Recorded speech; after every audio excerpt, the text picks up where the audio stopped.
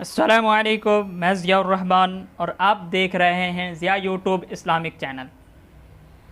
تو آج ایک نئی چیز لے کر کے ہم حاضر ہوئے ہیں۔ ہمارا موضوع ہے ترکی اور ترک قوم تاریخ کے آئینے میں۔ تو ترکی کی تاریخ آج ہم دیکھ رہے ہیں مختصر میں۔ ترکوں کا اصل وطن ترکستان اور قفقازیہ ہے۔ ترکستان کا مشرقی حصہ چین کے قبضے میں ہے، جبکہ مغربی حصہ روس کے قبضے سے آزاد ہو گیا ہے، جہاں قزاقستان، ازبکستان، کرغزستان، ترکمنستان اور تاجکستان کے نام سے 5 ملک بن چکے ہیں۔ قفقازیہ کا شمالی علاقہ روس کے قبضے میں ہے، جہاں چیچنیا، داغستان، ادیغا، اوشیتیا، بلقاریہ، سرکیسیا، کریمیا وغیرہ روسی مقبوضہ ریاستیں ہیں، جبکہ قفقازیہ کا جنوبی علاقہ روس کے قبضے سے آزاد ہو چکا ہے، جہاں آذربائیجان، آرمینیا اور جارجیا کے 3 آزاد ممالک ہیں۔ 712 عیسوی میں جب ترکستان اسلامی مملکت کا حصہ بنا تھا تو خلیفہ اموی حضرت عمر بن عبدالعزیز نے 718 عیسوی میں ترک سرداروں اور بادشاہوں کو اسلام کی دعوت دی۔ ان میں سے بعض اسلام لائے اور پھر عبداللہ بن معمر یشکری کو دعوت اسلام کے لیے اس علاقے میں بھیجا۔ ان کی کوششوں سے بعض ترک قبائل مسلمان ہو گئے۔ پھر خلیفہ ہشام کے دور میں ابو سعیدہ کی تبلیغ سے 730 عیسوی میں کثرت سے ترک قبائل حلقہ بگوش اسلام میں داخل ہو گئے۔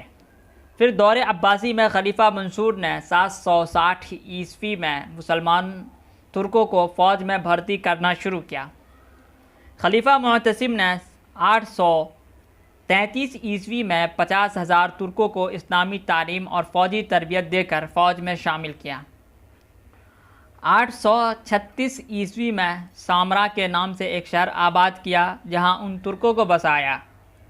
904 عیسوی میں ترک سرداروں اور امراء نے اسلام قبول کرنا شروع کیا۔ 960 عیسوی میں ترک قوم کے 2 لاکھ خاندانوں نے ایک ساتھ اسلام قبول کیا۔ 992 عیسوی تک سارے ترک باشندے حلقہ بگوش اسلام ہو گئے۔ جب عربوں میں زوال آ گیا تو انہی ترکوں نے اسلام کی خدمت کی اور مسلمانوں کو سیاسی، مذہبی، فوجی قیادت فراہم کی۔ سلاجقہ اور خوارزم حکومتیں انہی ترکوں کی قائم کی ہوئی تھی۔ پھر بعد کے زمانے میں جب عرب ملک مکمل جمود کا شکار ہو گئے تو یہی وہ ترک تھے جنہوں نے اسلام کے دفاع اور اسلام کی دعوت و تبلیغ کا زبردست کردار انجام دیا۔ موجودہ ترکی کا ملک، جسے پہلے ایشیائے کوچک کہتے تھے، 8ویں صدی عیسوی کے بعد ترکوں کا مسکن بنا۔ بنو امیہ کے دور میں جب ترکستان اور قفقازیہ کے سارے علاقے اسلامی مملکت کا حصہ بن گئے تو خانہ بدوش ترک قبائل کثرت سے اسلام قبول کرنے کے بعد اس علاقے کی طرف کوچ کرنے لگے اور ایشیائے کوچک کے غیر آباد علاقوں میں مستقل سکونت اختیار کرنی شروع کی، خاص طور پر اس خطے میں جو خلافت راشدہ کے دور سے اسلامی مملکت کا حصہ بن چکا تھا۔ انہی ترکوں میں سلاجقہ بھی ہیں، جنہوں نے بغداد کی خلافت عباسیہ کے کمزور ہونے کے بعد ایک مضبوط حکومت قائم کی تھی، جس کا پائے تخت کونیا تھا۔ سلاجقہ کے دور حکومت میں جو بہت سارے ترک قبائل یہاں آ کر آباد ہو گئے، ان میں عثمانی ترک بھی ہے۔ جب تاتاریوں نے چنگیز خان کی سربراہی میں ترکستان پر قبضہ کر لیا تو ترکوں کا ایک قبیلہ اپنے سردار سلیمان شاہ کی سرکردگی میں ایشیائے کوچک کی طرف روانہ ہوا۔ راستہ میں دریائے فرات کو عبور کرتے ہوئے سلیمان شاہ اور قبیلہ کے اکثر افراد ڈوب کر ہلاک ہو گئے۔ صرف 444 افراد بچے تھے، جو سلیمان کے بیٹے ارطغرل کی سرکردگی میں ایشیائے کوچک کی طرف روانہ ہوئے۔ انگورا کے پاس 2 فوجوں کو لڑتے ہوئے دیکھا، ایک فوج تعداد میں کم تھی اور دوسری زیادہ۔ ارطغرل نے اپنے ساتھیوں سمیت کم تعداد والے فریق کا ساتھ دیا اور ایسی بہادری سے لڑا کہ زیادہ تعداد والی فوج پر فتح حاصل کر لی۔ کم تعداد والی فوج سلجوقی ترکوں کی تھی، جس پر زیادہ تعداد والے تاتاریوں نے حملہ کر دیا تھا۔ ارطغرل کی مدد سے سلجوقیوں کو کامیابی ملی تو قونیہ پہنچنے پر سلجوقی سلطان علاء الدین نے ارطغرل کو سغوت کا علاقہ جاگیر میں دے دیا۔ اس طرح ارطغرل اور اس کا پورا خاندان وہیں آباد ہو گیا۔ 1291 عیسوی میں سلجوقی بادشاہ سلطان علاء الدین تاتاریوں سے لڑتا ہوا مارا گیا تو سلجوقی حکومت کا خاتمہ ہو گیا۔ اسی سال ارطغرل کے بیٹے عثمان خان نے شہر سغوت میں اپنی بادشاہت کا اعلان کر دیا۔ شہر سغوت رومی سرحد سے متصل تھا، اس لیے اس پر رومیوں کے حملے بار بار ہوتے رہتے تھے۔ جب ان کے حملے ہونے لگے تو عثمان خان نے رومی علاقوں پر پیش قدمی شروع کر دی، جس میں اسے زبردست کامیابی ملی۔ عثمان خان کی وفات 1326 عیسوی تک مغربی ایشیائے کوچک کے اکثر و بیشتر علاقے اس کے قبضے میں آ گئے تھے۔ پھر عثمان خان کے لڑکے اور خان نے 1330 عیسوی تک مغربی ایشیائے کوچک پر سے رومی تسلط کا مکمل خاتمہ کر کے وہاں اسلامی پرچم لہرا دیا۔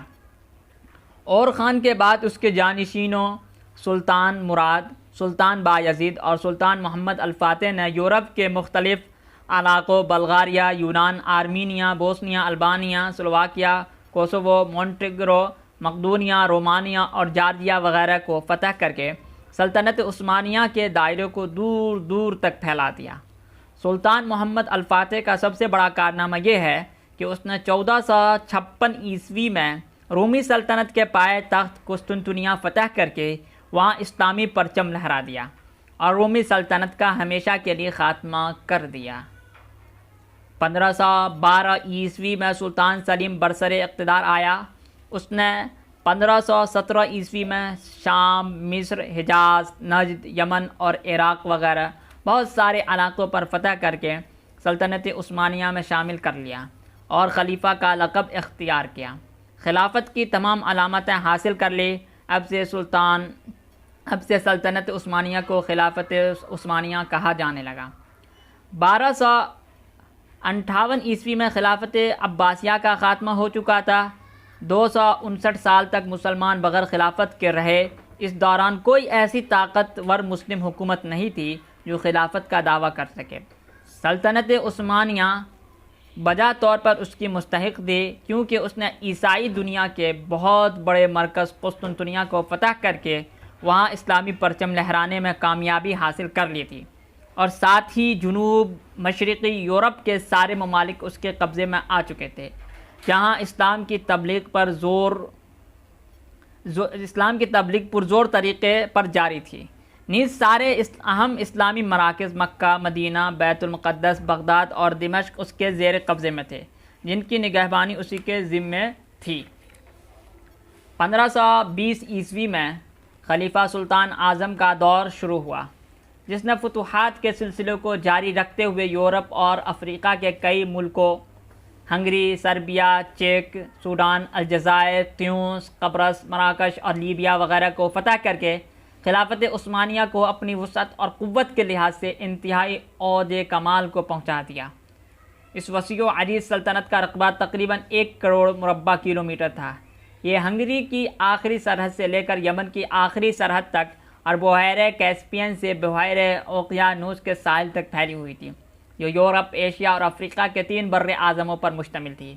ابھی فی الحال اس پورے علاقے میں 35 آزاد ممالک ہیں جو خلافت عثمانیہ کے زیر نگی تھے۔ 1291 عیسوی سے 1224 عیسوی تک 40 سلاطین و خلفاء عثمانی یک کے بعد دیگر برسر اقتدار آئے، جنہوں نے یورپ کے اندر مسلمانوں کی قوت و سطوت اور رعب و دبدبہ کا سکہ جما دیا۔ ترکوں کی دعوتی کوششوں سے یورپ کی 2 قومیں البانوی اور بوسنیائی حلقہ بگوش اسلام ہوئی۔ خلافت عثمانیہ کا دور ترکی کا عہد زرنی تھا، البتہ عیسوی سے خلافت عثمانیہ کے زوال کا آغاز ہو گیا، جبکہ آگے کی طرف اس کی پیش قدمی رک گئی۔ اس کے بعد کوئی نیا ملک فتح نہیں ہوا۔ پھر 1800 عیسوی کے بعد ایک ایک کر کے علاقے اس کے ہاتھ سے نکلتے چلے گئے۔ 1900 عیسوی تک یونان، الجزائر، سربیا، رومانیہ، بلغاریہ، مونٹیگرو، قبرص، تیونس اور مصر اس کے ہاتھ سے نکل گئے۔ 1912 عیسوی میں جنگ بلقان کے خاتمے پر تمام افریقی اور یورپین علاقوں سے خلافت عثمانیہ کا قبضہ ختم ہو گیا۔ صرف ایشیائی علاقے جن میں حجاز، نجد، شام، اردن، فلسطین، عراق، لبنان، اسرائیل اور موجودہ ترکی، جس میں استنبول سے اورنا تک کا یورپین علاقہ بھی شامل ہے، خلافت عثمانیہ کے زیر نگی باقی رہے۔ 1914 عیسوی میں پہلی عالمی جنگ چھڑ گئی، جس میں برطانیہ، روس، فرانس اور امریکہ ایک طرف تھے تو دوسری طرف جرمنی، خلافت عثمانیہ اور آسٹریلیا۔ 1918 عیسوی کو یہ جنگ فریق ثانی کی شکست پر ختم ہوئی تو حجاز، نجد، عراق، شام، فلسطین، لبنان، اردن اور اسرائیل سے بھی خلافت عثمانیہ کو ہاتھ دھونا پڑا، بلکہ 1920 عیسوی کو برطانیہ، فرانس اور روس کی متحدہ فوجیں ترکی کے اندر داخل ہو گئی۔ اس طرح ترکی پر یورپین سامراجی قوموں کا قبضہ ہو گیا۔ پھر نوجوان قوم پرست ترکوں نے مصطفیٰ کمال کی قیادت میں شدید مزاحمت کے بعد 1922 عیسوی میں یورپین افواج کو ترکی کی سرحدوں سے باہر نکالا۔ 1924 عیسوی میں مصطفیٰ کمال پاشا نے اقتدار اپنے ہاتھ میں لے کر خلافت کا خاتمہ کر دیا۔ آخری خلیفہ عبد المجید کو معزول کر کے ملک میں کمیونسٹ نظام نافذ کر دیا۔ 1225 عیسوی میں ترکی ٹوپی کے استعمال کو قانوناً جرم قرار دیا۔ 1228 عیسوی میں ترکی زبان کے رسم الخط کو عربی سے لاطینی میں تبدیل کر دیا۔ اذان و اقامت کو عربی کے بجائے ترکی میں دیے جانے کا فرمان جاری کیا۔ برقع اور داڑھی پر پابندی لگا کر انہیں خلاف قانون قابل تعزیر جرم قرار دے دیا۔ خانقاہوں اور مدرسوں پر تالے لگا دیے۔ جامعہ آیا صوفیہ کو مسجد سے عجائب گھر میں تبدیل کر دیا۔ حج کے سفر پر پابندی لگا دی۔ شراب نوشی کو سرکاری سرپرستی میں عام کیا۔ اس طرح مصطفیٰ کمال نے ترکوں کو، جنہوں نے 600 سال تک اسلام کی زبردست خدمت کی تھی، مکمل طور پر اسلام سے کاٹ دینے کی زبردست کوشش کی، لیکن مصطفیٰ کمال کی کوششیں کامیاب نہیں ہو سکیں۔ ترک عوام کے دل سے اسلام کی محبت کو نکالا نہیں جا سکا۔ ترک معاشرے کے اندر ایک صالح تبدیلی آ چکی ہے، جس کی واضح دلیل ترکی میں ہونے والے حالیہ ریفرینڈم اور انتخابات ہیں، جن میں ترک عوام نے واضح اسلامی چھاپ رکھنے والے صدر رجب طیب اردوغان کو ووٹ دے کر انہیں اپنی اصلاحی منصوبوں کو آگے بڑھانے کا موقع دیا۔ ترکی کے اندر یہ جو صالح تبدیلی آئی، اس کے پیچھے دراصل ایک عالم ربانی، داعی حق، بدیع الزماں سعید نورسی رحمۃ اللہ علیہ کی مسلسل کاوشوں کا ہاتھ ہے، جنہوں نے بڑی حکمت عملی کے ساتھ ترکی کے معاشرہ کو 100% بددین ہو جانے سے بچا لیا، اور انہیں ترکی کے اندر مصطفیٰ کمال کے ملحدانہ طرز عمل کا اسی طرح مقابلہ کیا جس طرح شیخ احمد سرہندی نے ہندوستان میں اکبر کے ملحدانہ طرز فکر کا کیا تھا۔ نورسی نے 130 کتابیں رسائل نور کے نام سے تحریر کر کے ترکی کے گوشہ گوشہ میں پہنچائیں۔ ان رسائل میں قرآن پاک کی مختلف آیاتوں کے اعجازی پہلوؤں کو ایسے بلیغانہ انداز سے اجاگر کیا گیا کہ کوئی شخص ان کا ایک رسالہ بھی پڑھتا تو متاثر ہوئے بغیر نہیں رہتا۔ شیخ نورسی نے اپنے رسائل کے ذریعے ترک قوم کے دلوں کے اندر موجودہ اسلام، نبی اسلام، قرآن اور قرآنی تعلیمات سے محبت و تعلق کے جذبے کو نہ صرف یہ کہ باقی رکھا بلکہ اس میں بے پناہ اضافہ کر دیا۔ اس کام کے لیے انہیں کافی ہراساں کیا گیا، دور دراز گوشوں میں بھیج دیا گیا، لیکن وہ جہاں رہتے اپنے کام کو جاری رکھتے، وہ اپنے مشن میں کامیاب رہے۔ شیخ نورسی رحمۃ اللہ علیہ کی تحریروں کے اثرات واضح طور پر سامنے آنے لگے ہیں۔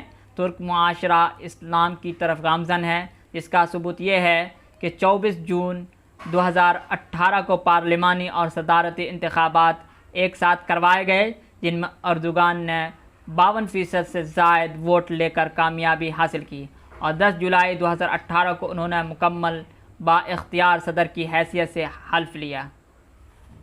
اب ہم دیکھتے ہیں ترکی کی موجودہ تاریخ کو اور ترکی کو یورپ کا مرد مجاہد کیوں کہا جاتا ہے۔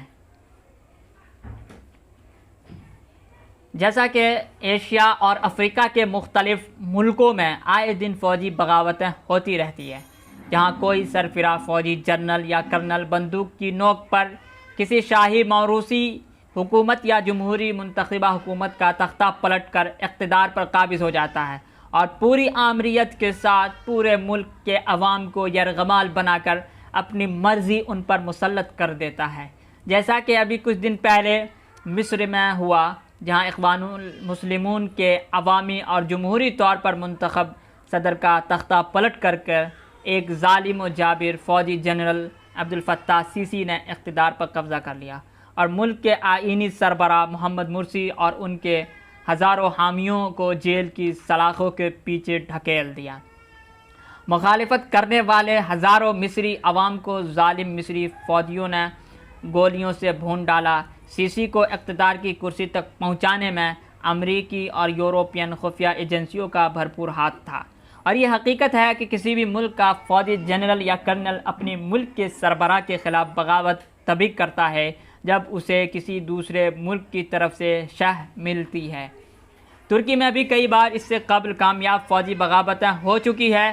سب سے پہلے تو جنرل مصطفیٰ کمال پاشا نے 3 مارچ 1924 کو، یعنی کہ 625 سال سے قائم خلافت عثمانیہ کے خاتمے سے اس کی شروعات کی، جبکہ اس نے خلیفہ عبد المجید کو معزول کر کے اقتدار اپنے ہاتھ میں لے لیا اور ملک میں نافذ اسلامی شرعی نظام کا خاتمہ کر کے کمیونسٹ و سوشلسٹ نظام کو جبراً نافذ کر دیا۔ خانقاہوں اور مدرسوں پر تالے لگوا دیے، نقاب اور داڑھی پر پابندی لگا کر ان دونوں چیزوں کو خلاف قانون قرار دیا۔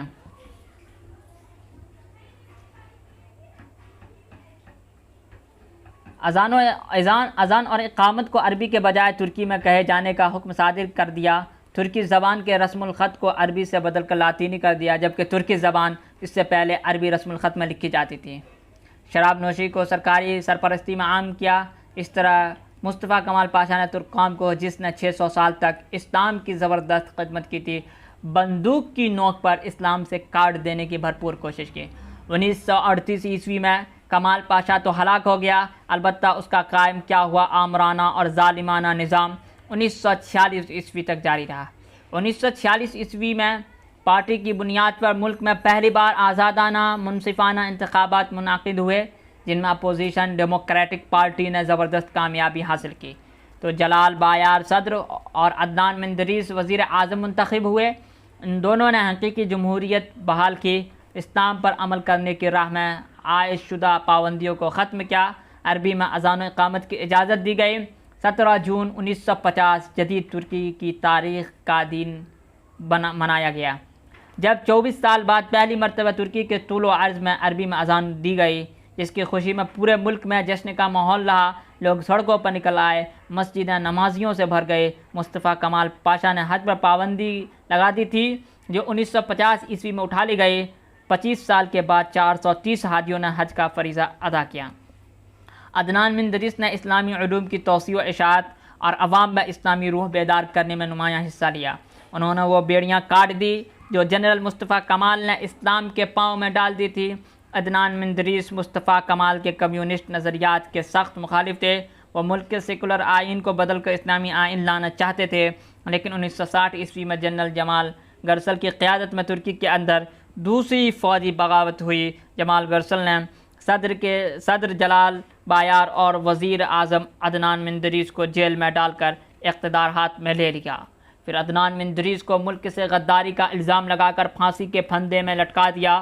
1974 عیسوی تک فوجی آمریت کا دور چلتا رہا۔ 1974 عیسوی سے 1980 عیسوی تک صرف 6 سال جمہوری منتخب حکومت کو کام کرنے کا موقع ملا، جبکہ 1980 عیسوی میں جنرل کنعان اورون نے منتخبہ حکومت کا تختہ پلٹ کر اقتدار پر قبضہ کر لیا۔ یہ ترکی میں ہونے والی تیسری فوجی بغاوت تھی۔ فوجی آمریت کا یہ دور 1995 عیسوی تک چلا۔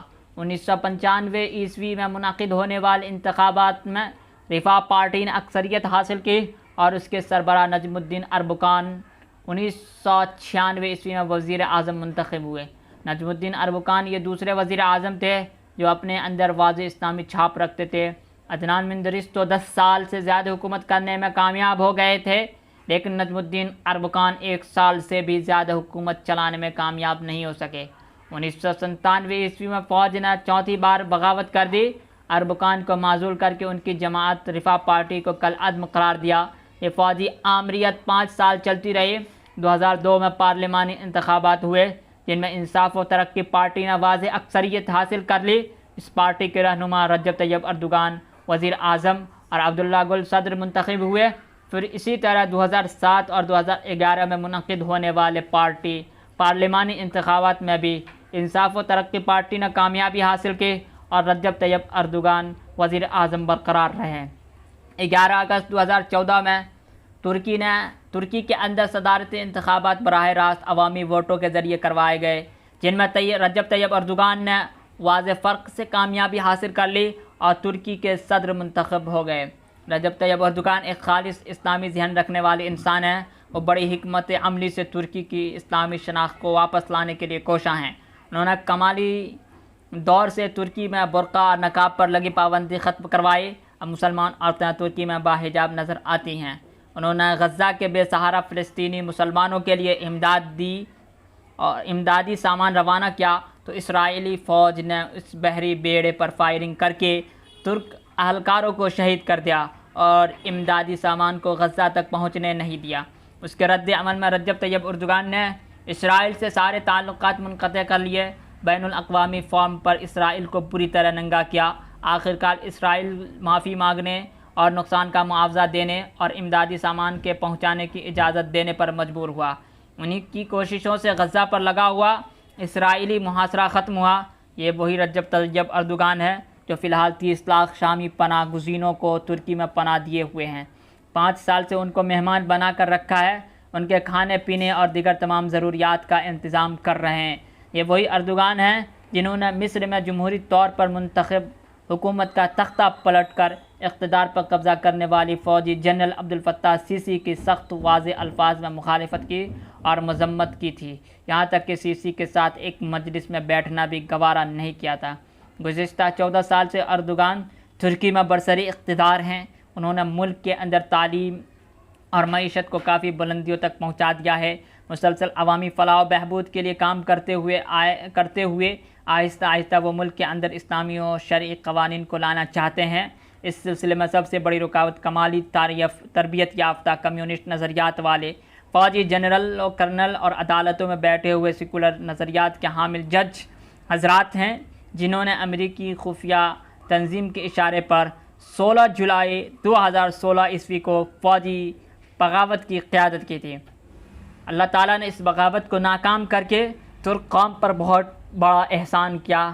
ترکی میں اٹھنے والی یہ 5ویں فوجی بغاوت تھی جس کو ترک عوام نے اپنی بے مثال جرأت اور بہادری کے ساتھ کچل دیا اور ساری دنیا کی عوام کو یہ سبق دیا کہ ایسے اتحاد اور ایسی جرأت و مردانگی کا مظاہرہ کیا جائے تو امریکہ اور یورپ کی خفیہ ایجنسیوں کے اشاروں پر اٹھنے والی فوجی بغاوتوں کو آسانی کے ساتھ کچلا جا سکتا ہے۔ فوجی آمریت و تانا شاہی ایک بدترین نظام حکومت ہے جو شاہی و موروثی نظام حکومت سے بھی زیادہ خراب ہے۔ ترک عوام اس حقیقت کو سمجھ چکے ہیں، اس لیے اردوغان کے صرف 12 سیکنڈ کے اسکائپ کے ذریعے دیے گئے ویک اپ کال پر لبیک کہتے ہوئے سر پر کفر باندھ کر جانوں کو ہتھیلیوں پر رکھ کر سڑکوں پر نکل آئے۔ عورتیں، مرد، بچے، بوڑھے سب نکل آئے۔ نہتے عوام مسلح فوجیوں کے سامنے بھیڑ گئے۔ اس طرح جمہوریت بچ گئی اور اس کا قتل نہیں کیا جا سکا۔ ترکی میں اٹھنے والی فوجی بغاوت کے پیچھے امریکی خفیہ ایجنسی کا ہاتھ ہونے کی سب سے بڑی دلیل امریکی فوج کے سابق افسر رالف پیٹرس کا وہ رد عمل ہے جو بغاوت کے ناکام ہونے پر سامنے آیا۔ وہ اپنے رد عمل میں کہتا ہے، ترکی کی آخری امید بھی رائے گاں گئی۔ مزید کہتا ہے، ترک حکمراں کی طرف سے اسلامی شعائر کی احیاء کی جد و جہد جو ترکی کے عوام کو پستی کی طرف لے جا رہی ہے، اس کو روکنے کی یہ آخری امید تھی جو ناکام ہو گئی۔ امریکہ کے اس سابق افسر نے اخیر میں یہاں تک کہہ دیا کہ ترکی میں احیاء اسلام اور خلافت عثمانیہ کی جو تحریک اٹھی ہے وہ مغرب یعنی کہ یورپ و امریکہ کے عزائم کو خاک آلود کر کے رہے گی۔ ترکی کی مسلح فوجی بغاوت اس تحریک کو روکنے کی آخری کوشش تھی جو ناکامی سے دوچار ہو چکی ہے۔ اس رد عمل سے یہ صاف ظاہر ہے کہ پردہ کے پیچھے سے کچھ کیا جا رہا تھا جس کی ناکامی پر وہ کف افسوس مل رہا ہے۔ امریکی خفیہ ایجنسی CIA کی سازش کا ایک بہت بڑا ثبوت ان ترک فوجیوں کے وہ بیانات ہے جنہیں بغاوت کی ناکامی کے بعد حراست میں لیا گیا۔ انہوں نے واضح طور پر یہ بیان دیا کہ امریکہ کے سابق جنرل جان کیپ ہیل، جس نے ریٹائرمنٹ سے پہلے افغانستان میں امریکی حملہ کی قیادت کی تھی، اس نے خفیہ طور پر ترکی کے دورے کیے اور ترکی میں بغاوت کے حامی فوجی اہلکاروں میں اربوں ڈالر تقسیم کرنے کا اہتمام کیا اور انہیں بغاوت پر اکسایا تھا۔ بہرحال بغاوت تو ناکام ہو چکی ہے، لیکن سازش کے دروازے کھلے ہیں۔ CIA کے اہلکار آسانی سے ہار ماننے والے نہیں ہیں، وہ ایک کے بعد دوسرے اور دوسرے کے بعد تیسرے حربے کو اختیار کرتے رہیں گے۔ امریکی خفیہ ایجنسی اور دیگر یورپی اور اسرائیلی ایجنسیوں کا سب سے بڑا نشانہ ابھی ترکی ہی ہے۔ وہ کسی بھی قیمت پر اردوغان کی ہلاکت یا ان کی حکومت کا خاتمہ چاہتے ہیں، کیونکہ ان کے اندر سے ایک طاقتور صالح مسلم قیادت کی بو آ رہی ہے جو یورپ و امریکہ والوں کو قطعاً پسند نہیں۔ مولانا ابو الحسن علی ندوی رحمۃ اللہ علیہ نے 1989 میں ترکی کا دورہ کیا تھا۔ اس موقع پر ترک عوام سے خطاب کرتے ہوئے انہیں کچھ مخلصانہ مشورے دیے تھے اور مستقبل کے خطرات سے آگاہ کیا تھا۔ اسی ضمن میں آپ نے فرمایا تھا، یورپ اور امریکہ ترکی کو مسلمان نہیں دیکھنا چاہتے۔ انہوں نے زیر زمین سرنگ بچھا رکھی ہے۔ جو کام وہ اپنی فوجوں اور توپوں کے ذریعے نہیں کر سکے وہ اندرونی ذرائع سے کر رہے ہیں۔ یورپ و امریکہ اور ان کے ایجنٹوں کی کوشش ہے کہ ترکی کو دوسرا اسپین بنا دیا جائے، اس لیے بہت ہوشیار رہنے کی ضرورت ہے اور اللہ تعالیٰ سے دعا ہے کہ ان کے شر سے اردوغان اور پوری ترک قوم کی حفاظت فرمائے۔ Thank you for watching this video. تو دوستوں، اس ویڈیو کو لائک کیجئے، سبسکرائب کیجئے